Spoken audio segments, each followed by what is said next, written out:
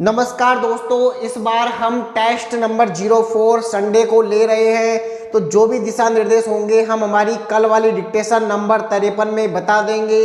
और आज हमारे टेलीग्राम और व्हाट्सएप ग्रुप में आवश्यक दिशा निर्देश टेस्ट नंबर 04 के लिए आ जाएंगे। तो चलिए आप तैयार हो जाइए टेस्ट के लिए और आज का डिक्टेशन लेकर प्रैक्टिस करिए।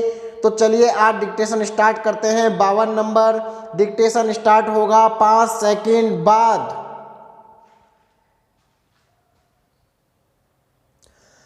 अरस्तु के अनुसार मनुष्य एक राजनीतिक प्राणी है विराम। इसके द्वारा उन्होंने मनुष्य की एक ऐसी स्वाभाविक क्षमता को मान्यता प्रदान की है जो उसे अन्य प्राणियों से अलग करती है विराम। राजनीति मनुष्य की स्वाभाविक गतिविधि का क्षेत्र है विराम। अरस्तु की मान्यता के अनुसार राज्य जीवन के लिए अस्तित्व में आता है और अच्छे जीवन के लिए निरंतर बना रहता है विराम। अतः राजनीति का प्रमुख उद्देश्य उत्तम जीवन की सिद्धि करना है विराम। राजनीति न अपितु वर्तमान में बल्कि प्राचीन काल समाज को प्रभावित करने वाली शक्ति मानी गई है विराम। कहा भी गया है राज सत्ता अच्छी या खराब स्थिति उत्पन्न करने वाला प्रभावशाली तंत्र है विराम।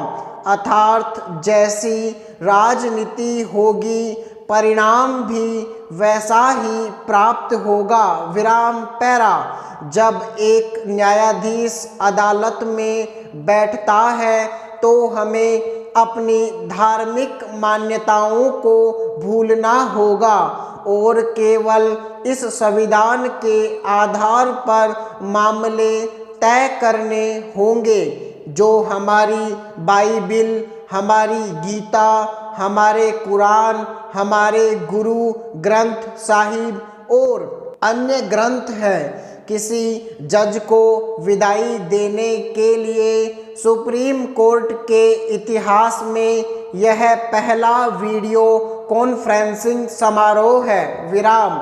एक अच्छा वकील बनने के लिए आपको पहले एक अच्छा इंसान बनना होगा विराम। आपको सभी की समस्याओं के प्रति संवेदनशील होना होगा विराम।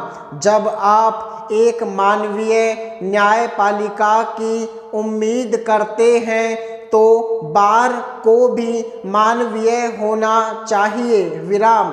आप अपने मुँह वकीलों से आसमान छूते शुल्क नहीं ले सकते हैं विराम। मुझे यह कहते हुए खेद है कि पिछले एक महीने में दायर की गई कुछ रिट याचिकाएं इतनी खराब तरीके से तैयार की गई हैं और नीतियों को बदलना चाहिए विराम।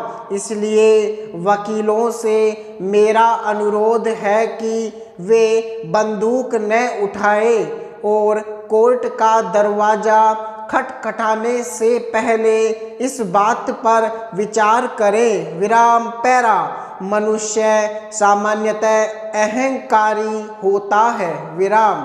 वह अपने महत्व को बनाए रखना चाहता है विराम। उसके कार्य की यदि आलोचना होती है तो वह कोई न कोई बहाना खोजकर अपने को निर्दोष साबित करने का प्रयत्न करता है विराम। एक अकुशल कारीगर की भी यही प्रकृति होती है विराम। वह कमियों को स्वीकार करके उन्हें दूर करने का प्रयत्न नहीं करता विराम। इसके बजाय वह सारा दोष माल की खराब गुणवत्ता तथा उपकरण के सही न होने पर डाल देता है विराम। इस कृत्य से वह अपने को ही धोखा देता है विराम। उसकी कमियों में सुधार नहीं हो पाता विराम।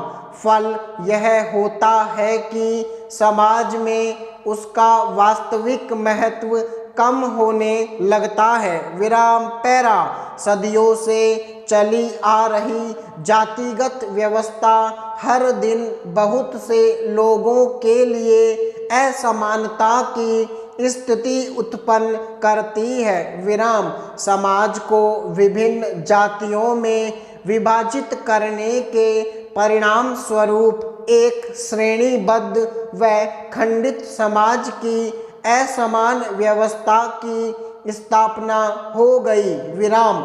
श्रेणीबद्ध समाज का तात्पर्य यह है कि व्यक्ति को जन्म के आधार पर किसी विशेष जाति एवं जाति आधारित व्यवसाय से बांध कर संपूर्ण जीवन एक निश्चित श्रेणी में गुजारने के लिए मजबूर कर देना विराम।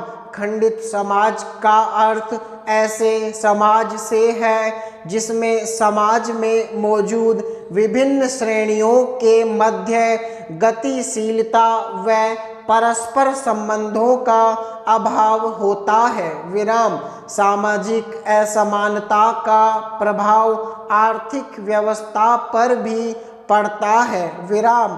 परिणाम स्वरूप सामाजिक रूप से वंचित समूह आर्थिक आधारों पर भी अक्सर विपन्न पाए जाते हैं विराम। पैरा राज्य विधायिका के दूसरे सदन के रूप में विधान परिषद देश के कुछ राज्यों में ही है विराम। विधान परिषद के सदस्यों की संख्या अधिक से अधिक विधानसभा के सदस्यों की संख्या का 1/3 हो सकती है विराम। ये सदस्य स्थानीय स्वशासन की इकाइयों, शिक्षकों और विश्वविद्यालयों स्नातक के प्रतिनिधि होते हैं विराम। 1/3 सदस्य राज्य की विधानसभा द्वारा निर्वाचित होते हैं विराम। समाप्त।